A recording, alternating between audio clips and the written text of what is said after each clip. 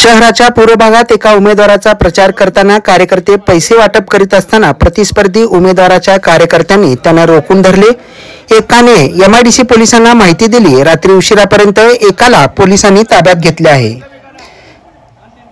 रात्री उशिरापर्यंत पैसे वाटणारा अन्य कार्यकर्त्याचा शोध सुरू होता। पोलिसांनी किती रक्कम जप्त केली ही माहिती समोर आली नसून पैसे वाटणाऱ्यावर कडक कारवाई करावी या मागणीसाठी तक्रार केलेल्या कार्यकर्त्यांनी एमआयडीसी पोलीस ठाण्यासमोर गर्दी केली होती।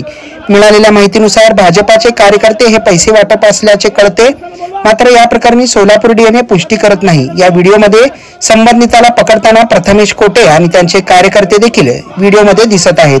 हा व्हिडिओ व्हायरल झाला असून पहा त्या बाबतीतला हा व्हिडिओ।